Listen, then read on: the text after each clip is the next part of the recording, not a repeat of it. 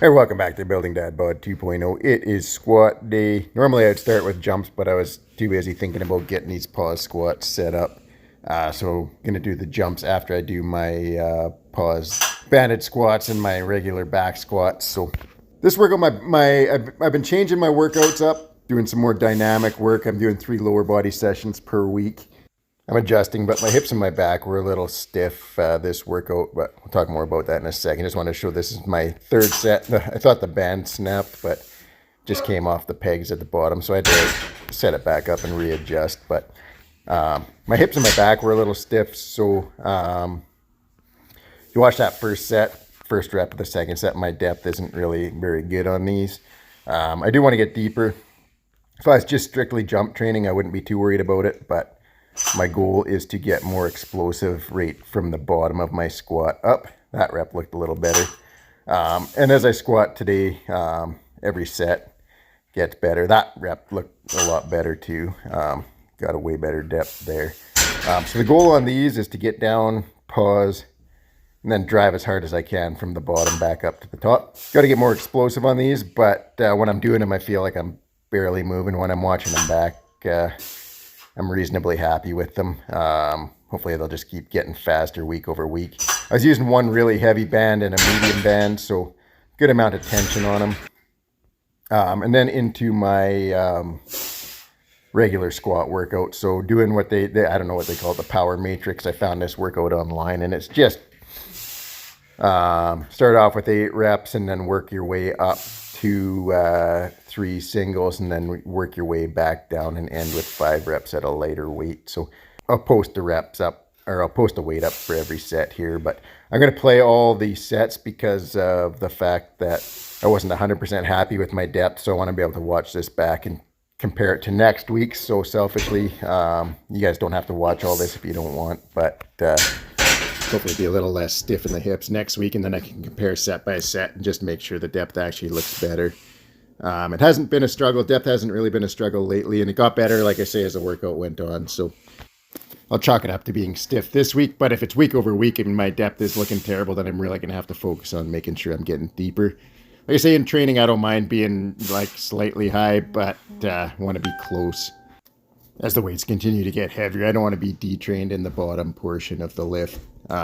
Managed to find depth on my 365 a couple weeks ago, so just want to make sure, hopefully going to be hitting 400 this spring when I go for my 1100 pound total, so I want to make sure the depth's there when I hit my 400. Okay, so top set's supposed to be singles at 330. I worked up to 335, and I was feeling all right in terms of leg strength, so I did doubles at 335. Next week, the singles will be 345. Managed to complete all my reps today, so this was based off of 365. So next week will be based off of 375 pound 1 rep max. Theoretically, the most I've done on a 1 rep max is 365.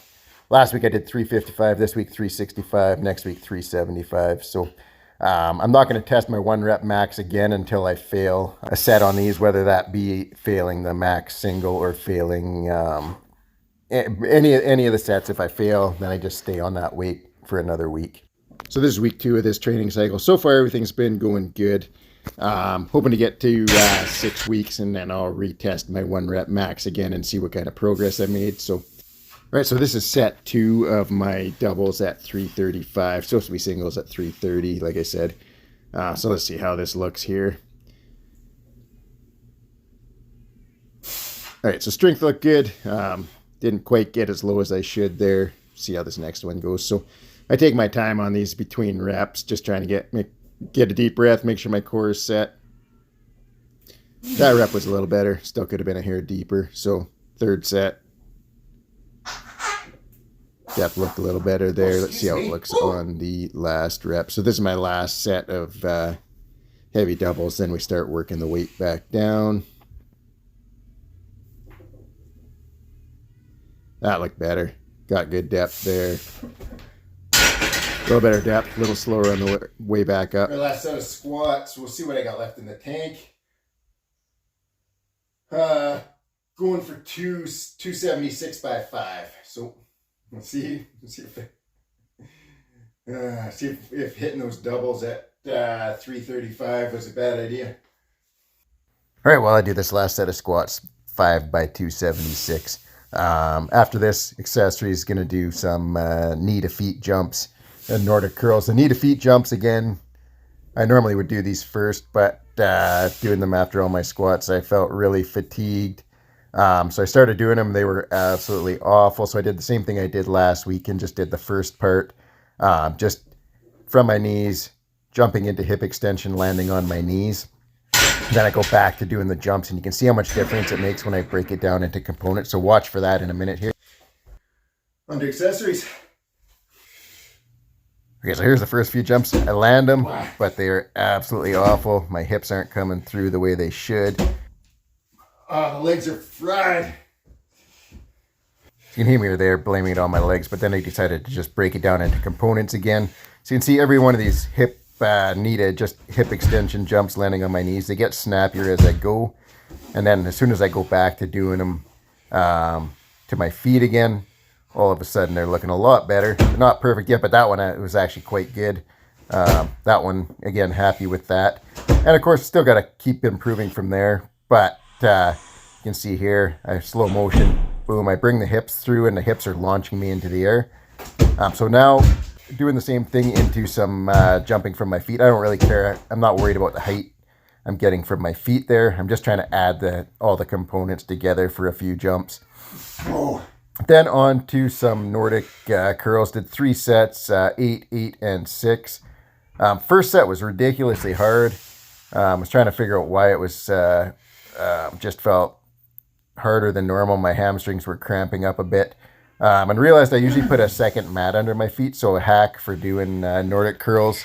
If you can wedge your Achilles really tight up against the bar, you can keep everything tighter.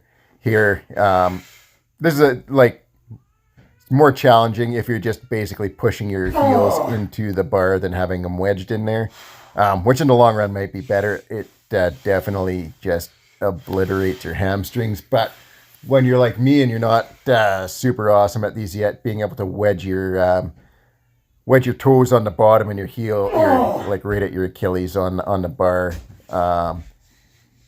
you can get more power out of them. You can see there I'm readjusting my feet, trying to get a little tighter. But was happy to get 8 reps, 6 reps. Last week was 8, 6, 6. Been doing a lot more posterior chain volume, so these have been a real challenge.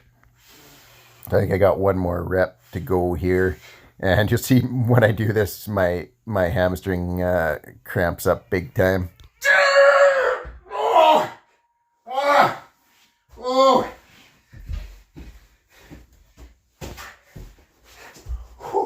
Right hamstring cramp. But thankfully the cramp let off quick. And then I just finished off with some seated jumps here. So just working on being explosive, getting the glutes and hamstrings firing from a seated position into a jump. I was actually really happy with these 3 sets of 10. It felt snappy enough for being, after everything else I'd done before this. Gonna keep working on the jumps. Never know. Might be dunking on an 8-foot net soon like an absolute beast. I can go dominate my 13-year-old nephew in basketball. That's it for the workout.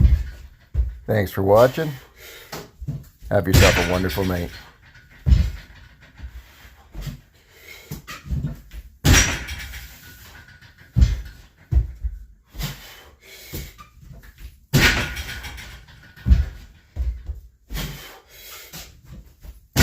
Whoa.